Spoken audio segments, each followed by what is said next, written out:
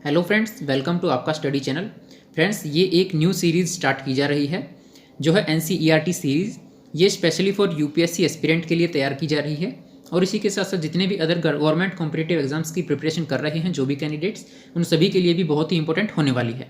इस सीरीज़ के अंदर आपको 6th क्लास से लेकर के 10th क्लास तक की जितनी भी एनसीईआरटी बुक्स हैं, जितने भी subject UPSC exam point of view से जो है इंपॉर्टेंट हैं, वो सभी इसके अंदर आपके कवर किए जाएंगे। उसके बाद में ये जो सीरीज़ चलाई जा रही है ये बिल्कुल फ्री ऑफ कॉस्ट है, लेकिन लिमिटेड टाइम के लिए ये फ्री है। हो सकता है हम इसको फ्यूचर में इसको पेड कोर्स कर दें, तो जितना हो सके इससे आप बेनिफिट लीजिए, जितना हो सके अपने फ्रेंड्स के साथ भी शेयर कीजिएगा। अगर आप इस सीरीज़ को फॉलो करते हैं, स्ट्रिक्टली फॉलो करते हैं, तो आपको एनसीईआरटी के लिए और कहीं से भी पढ़ने की ज़रूरत नहीं पड़ेगी। आपका सब कुछ इसके अंदर जो है क्लियर हो जाएगा। आपको जो है इस सीरीज़ के अंदर क्या क्या मिलने वाला है, अभी हम इस बारे में बात करते हैं। देखिए दोस्तों, यहाँ पर आपको क्या क्या मिलेगा। इस सीरीज़ के अंदर आपको चैप्टर वाइज कंप्लीट एनालिसिस मिलने वाला है। हर एक सब्जेक्ट का हर एक चैप्टर हम डिस्कस करेंगे, सब्जेक्ट वाइज और क्लास वाइज भी। दूसरे नंबर पर आता है टाइप ऑफ क्वेश्चंस, मतलब कि किस टॉपिक से किस तरह का क्वेश्चन पूछा जा सकता है, इस बारे में भी हम साथ के साथ डिस्कस करते चलेंगे। और इसके साथ साथ हर एक टॉपिक वाइज जो भी हम टॉपिक कवर करेंगे उसके अंदर कुछ और अदर इंपॉर्टेंट फैक्ट्स होंगे जो कि आपको बुक के अंदर नहीं दिए गए होंगे, उनके बारे में भी हम साथ साथ डिस्कस करेंगे। ये सब इसलिए किया जा रहा है जिससे कि आपको और कहीं से भी एनसीईआरटी को पढ़ने की जरूरत ना पड़े और इसी सीरीज से आप जो है अपनी कंप्लीट एनसीईआरटी कर सकें। इसके साथ साथ आपको शॉर्ट ट्रिक्स भी बताई जाएंगी। ये चीज़ें बहुत ज़्यादा इंपॉर्टेंट होती हैं यूपीएससी पॉइंट ऑफ व्यू से, तो ये सब चीज़ें आपको हैंड टू हैंड एनसीईआरटी के साथ में बताई जाएंगी।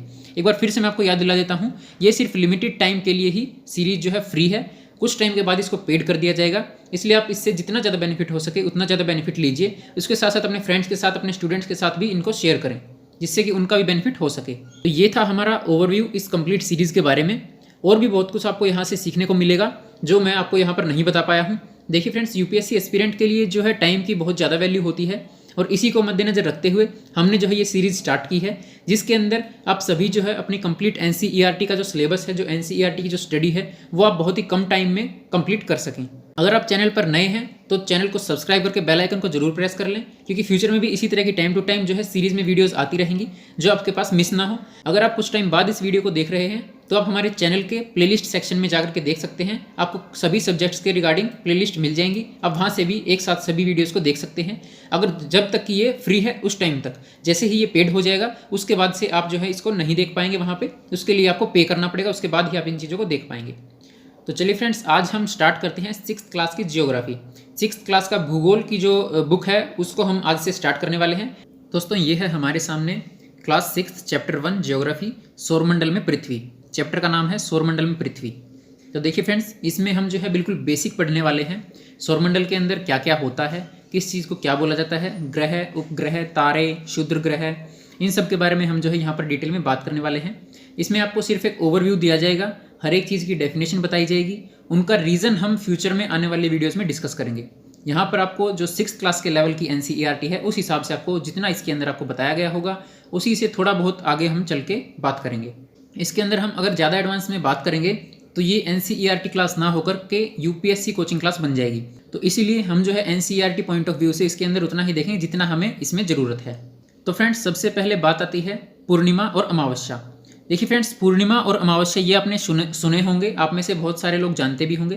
पूर्णिमा, जब चंद्रमा जिस रात को जो है पूरा दिखाई देता है उस रात को बोला जाता है पूर्णिमा, और जिस रात को चंद्रमा नहीं दिखाई देता है उस रात को बोला जाता है अमावस्या।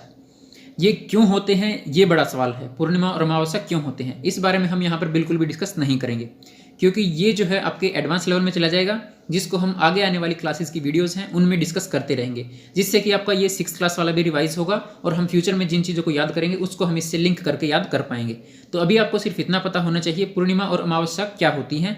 देखिए फ्रेंड्स, रात के अंदर हम आसमान के अंदर तारे भी देखते हैं, टूटते तारे भी देखते हैं, चांद भी देखते हैं, और हम जो है बहुत सारी चीज़ें जो है आसमान के अंदर ऑब्जर्व करते हैं। लेकिन दिन के टाइम हम इसको क्यों नहीं देख पाते हैं? बेसिक इसका सिर्फ इतना सा है, क्योंकि दिन के अंदर सूर्य का प्रकाश जो है इन सब को ढक लेता है। सूर्य के प्रकाश के कारण हम इन चीज़ों को नहीं देख पाते हैं, जबकि ये सभी चीज़ें जो हैं अपनी ही जगह पर स्थिर होती हैं, ये कहीं भी नहीं जाती हैं, लेकिन सूर्य का प्रकाश इतनी तेज होता है कि हम उन चीज़ों को नहीं देख पाते हैं। ये इसका सिंपल सा जवाब है।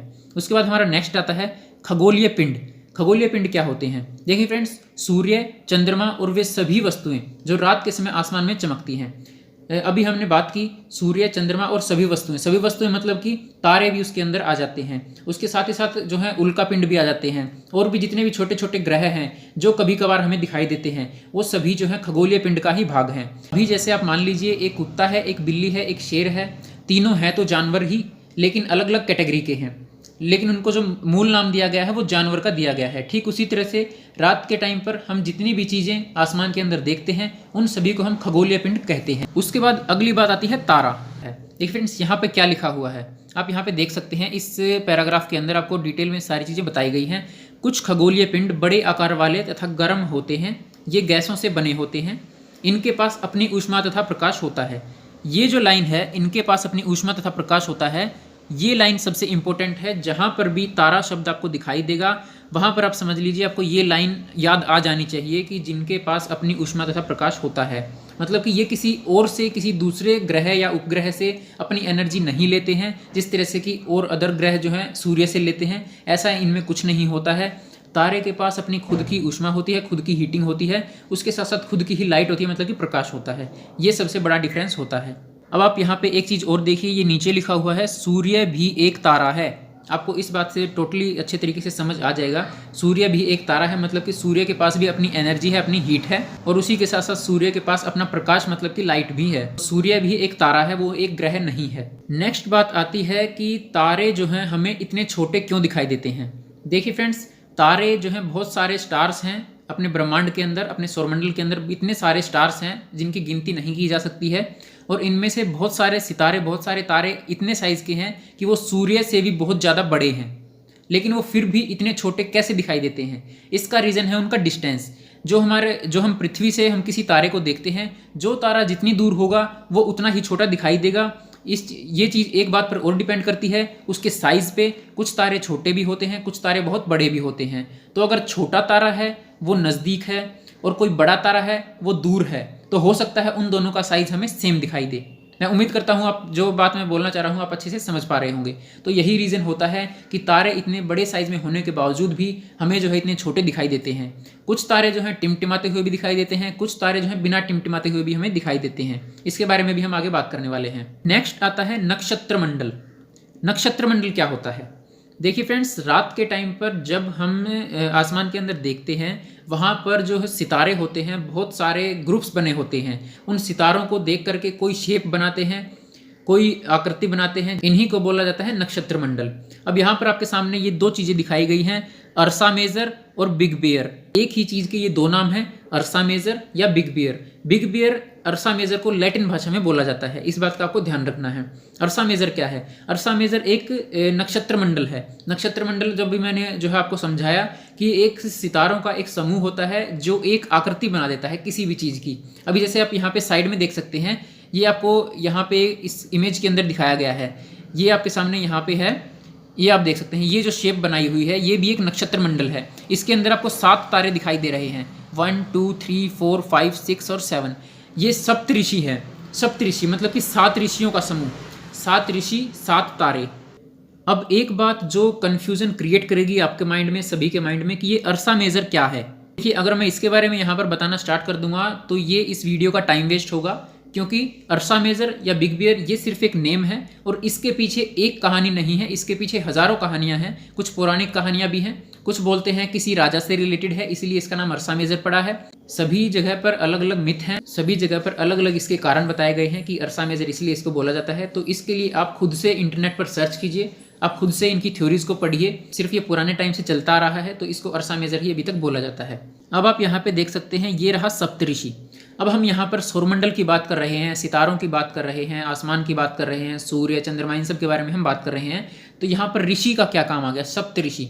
आप यहाँ पे देख सकते हैं, सप्त का मतलब है 7 और ऋषि का मतलब है संत। अब ये संतों का इसके अंदर क्या काम है? देखिए फ्रेंड्स, ये जो है 7 तारों का एक समूह है जो कि नक्षत्र मंडल अर्सा मेजर का भाग है, जिसके अंदर 7 तारे हैं। और ये सप्त ऋषि का मतलब क्या होगा? सप्त ऋषि मतलब 7 संत। इन संतों के नाम हैं, इन संतों के जो नाम हैं, 7 नाम हैं। ये अलग अलग संत थे जिनके नाम पर इन सितारों के नाम रख दिए गए, जब से इसको बोला जाता है सप्तऋषि। तो इनके जो नेम है वो भी हम आगे डिस्कस करेंगे आगे आने वाले चैप्टर्स में, आगे आने वाली वीडियोज़ में। यहाँ पर हम जितना इसके अंदर बताया जाता है उसके थोड़ा सा हाई लेवल पर हम बात करेंगे। जैसे कि हमने अभी इतना बात किया कि सप्तऋषि को हम सप्तऋषि क्यों कहते हैं, क्योंकि इसके अंदर जो 7 तारे हैं ये इन 7 तारों का नाम जो है अलग अलग 7 ऋषियों के नाम पर पड़ा है। अब इसके बाद बात आती है ध्रुव तारा। ध्रुव तारा क्या होता है? ध्रुव का नाम सुनते ही आपके माइंड में एक चीज़ क्लिक होनी चाहिए कि दक्षिणी ध्रुव और उत्तरी ध्रुव हमारे पृथ्वी के 2 ध्रुव हैं जिसको हम नॉर्थ पोल और साउथ पोल बोलते हैं, और उसी से रिलेटेड ये ध्रुव तारा भी है। अब ये किस तरह से उससे संबंधित है, किस तरह से उससे रिलेटेड है? देखिए, माना जाता है पौराणिक कथाओं के अनुसार एक राजा हुआ करता था ध्रुव नाम का, जिसके नाम पर इस तारे का नाम पड़ा ध्रुव तारा। लेकिन जो साइंटिफिक रीज़न है, जो वैज्ञानिक मानते हैं, वो रीज़न ये माना गया है कि इसका नाम ध्रुव तारा इसलिए पड़ा है क्योंकि ये जो है हमारी पृथ्वी के उत्तरी ध्रुव के बिल्कुल सामने है। मैं आपको यहाँ पर इसको बना करके दिखाता हूँ। मान लीजिए ये हमारी अर्थ है, ये हमारी अर्थ है, यहाँ पर आपका हो गया है साउथ पोल, ये हो गया हमारा नॉर्थ पोल। अब ये जो नॉर्थ पोल है इसके बिल्कुल सामने है ये तारा, इस तरफ आप सोच सकते हैं, इमेजिन कर सकते हैं। तो ये नॉर्थ पोल के बिल्कुल सामने है, इसीलिए इसका नाम ध्रुव तारा पड़ा है। ये हमारे जो है साइंटिस्ट्स का मानना है। एक खास बात इसकी यही है कि आसमान में ये हमेशा एक ही स्थान पर रहता है। नेक्स्ट बात आती है ग्रह। ग्रह जिसको बोला जाता है प्लैनेट। ग्रह क्या होते हैं? देखिए, अभी हमने जो है ऊपर पढ़ा था तारे, जिसके पास अपनी ऊष्मा और प्रकाश होता है वो होते हैं तारे। लेकिन जिसके पास अपनी ऊष्मा नहीं होती है, अपना प्रकाश नहीं होता है, किसी और स्टार से वो एनर्जी लेता है, उसको बोला जाता है ग्रह। इंग्लिश में उसको बोला जाता है प्लैनेट। और ये जो ग्रीक भाषा का वर्ड है प्लेनेटाई, यहाँ से ये वर्ड निकला है प्लेनेट, और इसको हिंदी में बोला जाता है ग्रह। प्लेनेटाई का अर्थ होता है चारों ओर घूमने वाला, और ग्रह जो है सूर्य के चारों तरफ चक्कर लगाते हैं। दोस्तों, ये हमारे सामने आ चुका है हमारा सौरमंडल। ये जो इमेज है ये आपके सामने जो स्क्रीन पे दिखाई दे रही है, इस पार्ट का पूरे लेसन का जो सार है, जो कंक्लूजन है, वो सब कुछ इसी के अंदर छिपा हुआ है। अगर आपको इस चैप्टर को रिवाइज करना है तो आप इस इमेज को लीजिए और जो भी आपके मन में इसको देख करके आता है आप उसको बोलना शुरू कर दें, रिवाइज करना शुरू कर दें। इसी से आपका पूरा कंप्लीट चैप्टर जो है रिवाइज हो जाएगा। तो चलिए इसको हम समझते हैं बहुत ही अच्छे तरीके से। तो यहाँ पर सबसे पहले आपको दिखाई देगा सूरज। ये है एनर्जी का सोर्स पूरे ब्रह्मांड के अंदर, मतलब पूरे सौरमंडल के अंदर। यही एक ऐसा सोर्स है जो सभी ग्रह को एनर्जी देता है। लेकिन एक बात का आपको जरूर ध्यान रखना है कि सूर्य एक तारा है, वो एक ग्रह नहीं है।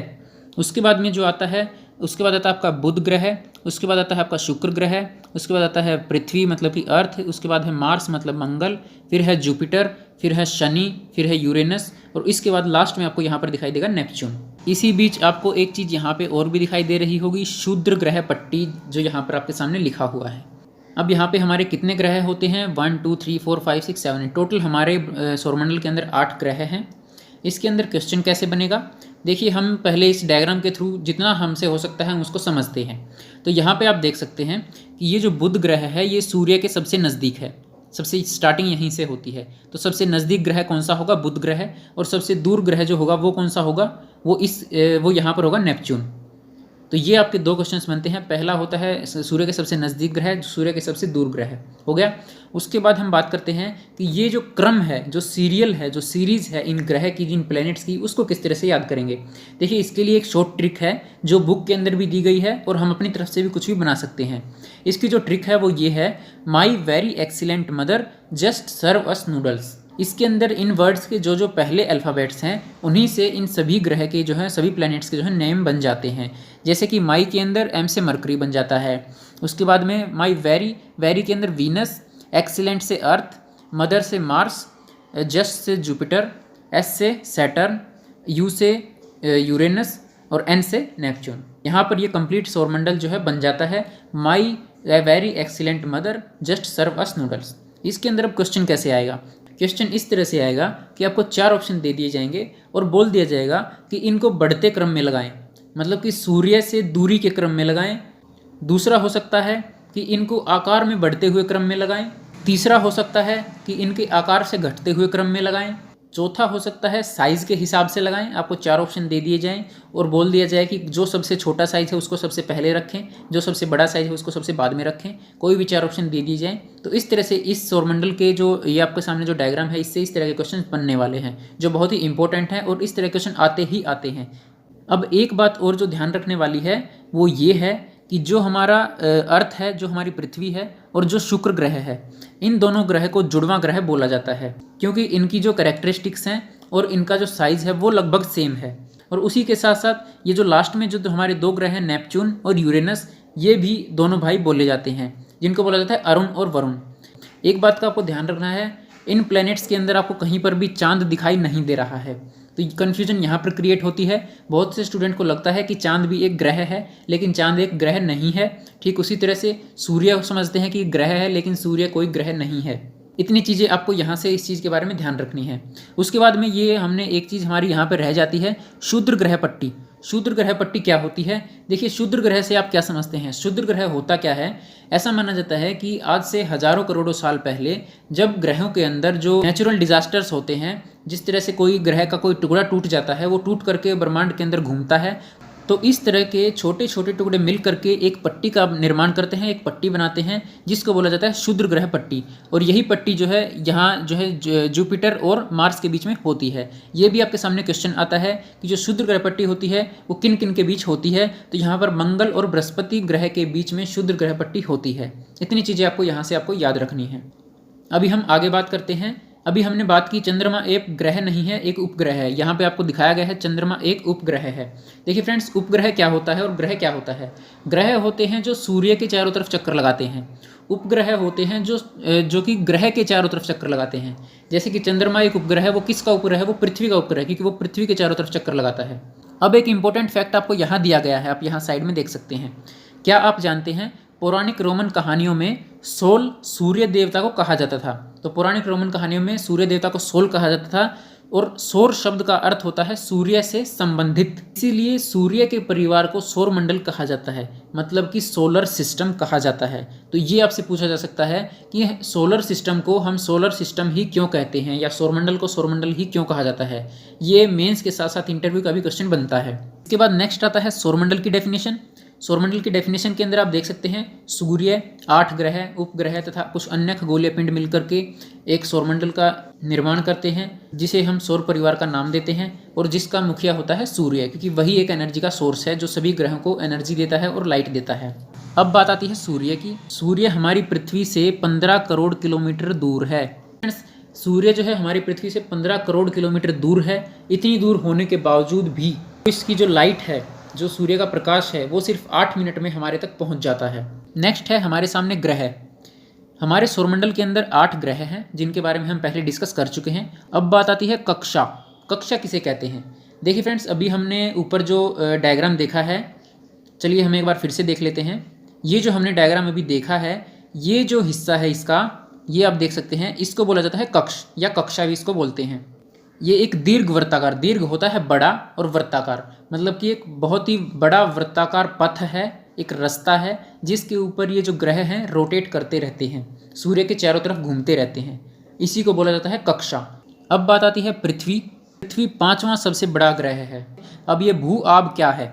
भू आब देखिए फ्रेंड्स, हमारी जो पृथ्वी है वो नॉर्थ पोल से और साउथ पोल से चपटी है, मतलब कि जो हमारा उत्तरी ध्रुव है, जो हमारा दक्षिणी ध्रुव है, वहाँ से थोड़ी सी चपटी है, पूरे तरीके से गोल नहीं है, इसलिए इसको भू आब कहा जाता है।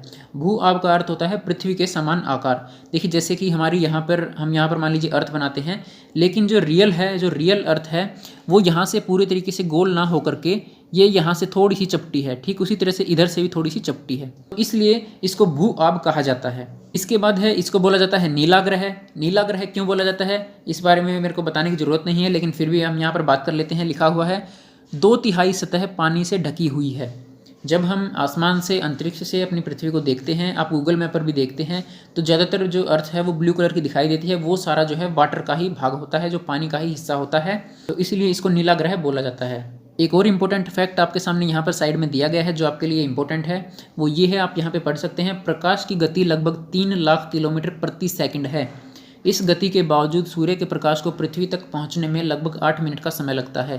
तो आप यहाँ पे देख सकते हैं 3 लाख किलोमीटर 1 सेकंड में वो ट्रैवल करती है। उसके बावजूद अगर 8 मिनट लगते हैं, जब आप इनको मल्टीप्लाई करेंगे तो आपको जो है पृथ्वी और सूर्य के बीच की दूरी का पता चल जाएगा। उसके बाद बात आती है चंद्रमा की। चंद्रमा क्या है, हमने अभी ऊपर डिस्कस किया। चंद्रमा एक उपग्रह है और ये पृथ्वी के चारों तरफ चक्कर लगाता है, और जो चंद्रमा का जो व्यास है, मतलब कि डायमीटर है, देखिए फ्रेंड्स, ये होता है हमारा चंद्रमा, ये है हमारी पृथ्वी। अब इस तरह से हम बात करते हैं, जैसे कि ये जो एरिया होता है ये होता है हमारा व्यास, मतलब कि डायामीटर। ये पृथ्वी का डायामीटर और ये चंद्रमा का डायामीटर हो गया। और अभी जो इसका जो इतना एरिया है ये होती है हमारी रेडियस, मतलब कि त्रिज्या। तो जो चंद्रमा का व्यास है वो पृथ्वी के व्यास का 1/4 है। मतलब कि अगर पृथ्वी का व्यास 4 है तो चंद्रमा का व्यास 1 है। इस तरह से आपको इसको याद रखना है। और ये हमारी पृथ्वी से कितनी दूर है? ये हमारी पृथ्वी से 3,84,400 किलोमीटर दूर है। 3,84,400 किलोमीटर दूर है। यहाँ पर आपको जो है उपग्रह की डेफिनेशन दी गई है। उपग्रह एक खगोलीय पिंड है जो ग्रहों के चारों ओर उसी प्रकार चक्कर लगाता है जिस प्रकार ग्रह सूर्य के चारों तरफ चक्कर लगाते हैं। इसके नीचे आपको दिया गया है मानव निर्मित उपग्रह। मानव निर्मित उपग्रह मतलब कि जो साइंटिस्ट भेजते हैं, जैसे हम अभी इंटरनेट यूज़ करते हैं, आप ये वीडियो देख रहे हैं वो भी इंटरनेट के थ्रू देख रहे हैं, हम कॉलिंग करते हैं, ये सब जो है उपग्रह के थ्रू ही हो रहा है। यहाँ पर आपको साइड में जो पिक्चर दिखाई गई है, ये जो दिखाई गई है पिक, इसके अंदर आपको क्या दिखाया गया है? यहाँ पर दिखाया गया है सबसे पहली जो यहाँ पर ये सेक्शन है, इसके अंदर दिखाया गया है पृथ्वी से किस तरह से रॉकेट को लॉन्च किया जाता है। इस रॉकेट के अंदर उपग्रह होता है और जब ये अंतरिक्ष के अंदर चला जाता है, जिस हिसाब से उनकी जो टाइमिंग सेट होती है, जो साइंटिस्ट इसको लॉन्च करते हैं, उस हिसाब से ये रॉकेट को वहाँ से अलग कर देता है और उपग्रह को वहाँ से अलग कर देता है। और जब उपग्रह अपनी उसकी कक्षा के अंदर जो है चला जाता है, तब जो है वो रॉकेट उससे अलग होकर के अंतरिक्ष में रह जाता है और जो उपग्रह होता है वो पृथ्वी के चारों तरफ जो है ट्रैवल करने लगता है, जो कि हमारे अलग अलग एप्लीकेशंस के लिए हम यूज़ करते हैं। उसके बाद आता है उल्का पिंड। देखिए फ्रेंड्स, उल्का पिंड क्या होता है? उल्का पिंड भी एक छोटे छोटे पत्थर होते हैं, छोटे छोटे प्लैनेट्स के टुकड़े भी हम इनको बोल सकते हैं, क्षुद्र ग्रह भी बोल सकते हैं, क्योंकि ये उन्हीं का ही एक भाग होते हैं। देखिए यहाँ पर आपको अच्छे तरीके से समझ आएगा, सूर्य के चारों ओर चक्कर लगाने वाले पत्थरों के छोटे छोटे टुकड़ों को उल्का पिंड कहते हैं। अब जब यही पत्थर अपने अर्थ के एनवायरनमेंट के अंदर जब एंटर करते हैं, जैसे कि हमारे अर्थ के जो हैं 4 एटमॉस्फेयर होते हैं, ट्रोपोस्फेयर, स्ट्रेटोस्फेयर, मेसोस्फेयर, आयनोस्फेयर।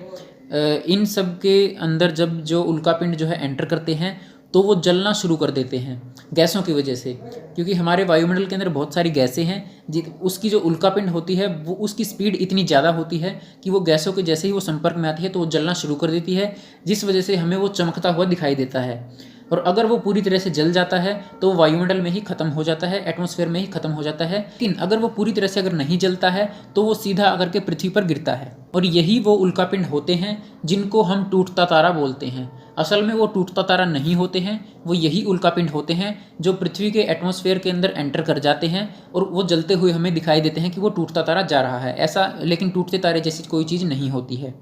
इसके बाद नेक्स्ट आता है आकाशगंगा। आप यहाँ पे देख सकते हैं आकाशगंगा। अभी आकाशगंगा क्या चीज़ है, इसको समझने के लिए मैं आपको यहाँ पर एक और डायग्राम दिखा देता हूँ जिससे आपको अच्छे से समझ आएगा। ये देखिए फ्रेंड्स, यहाँ पे आप देख सकते हैं, ये है पृथ्वी, ये है सौरमंडल, ये है आकाशगंगा और ये है ब्रह्मांड। इस डायग्राम से आप क्या समझ सकते हैं? इस डायग्राम से आप ये समझ सकते हैं कि ब्रह्मांड के अंदर बहुत सारी आकाशगंगाएँ हैं, आकाशगंगा के अंदर ही एक सौरमंडल है और सौरमंडल के अंदर एक ग्रह है पृथ्वी, और जिसके ऊपर हम रहते हैं। ये डायग्राम आपको सब कुछ क्लियर कर देता है। आकाशगंगा होती क्या है इसके बारे में हम थोड़ा सा और जान लेते हैं यहाँ से। आप यहाँ पे देखिए, यहाँ पे लिखा हुआ है, यह लाखों तारों का एक समूह होता है, इस पट्टी को आकाशगंगा या मिल्की वे कहा जाता है। हमारा सौरमंडल इस आकाशगंगा का एक भाग है। यहाँ पर आपका जो है ये चैप्टर होता है कंप्लीट। दोस्तों, बहुत ही अच्छे तरीके से यहाँ पे समझाया गया है। कोई भी किसी भी तरह की प्रॉब्लम आती है, किसी भी तरह का कोई डाउट होता है तो आप कमेंट कर सकते हैं। वीडियो कैसी लगी है इसके बारे में ज़रूर बताएं। जितने भी फ्रेंड्स हैं, जितने भी स्टूडेंट्स हैं, जो भी कैंडिडेट्स जो हैं प्रिपरेशन कर रहे हैं, उन सभी के साथ इस वीडियो को शेयर करें, ज़्यादा से ज़्यादा शेयर करें, क्योंकि ये लिमिटेड टाइम के लिए फ्री है। कुछ टाइम के बाद ये पेड कोर्स में कन्वर्ट हो जाएगी। और जितने भी यहाँ पर आपको क्वेश्चंस दिखाई दे रहे हैं, उसके बाद में ये आपके सामने क्वेश्चन है, आप वीडियो को पॉज करके या स्क्रीनशॉट लेकर के इन सभी क्वेश्चंस के आंसर जो हैं वीडियो के कमेंट बॉक्स में जरूर दीजिए। Thanks for watching.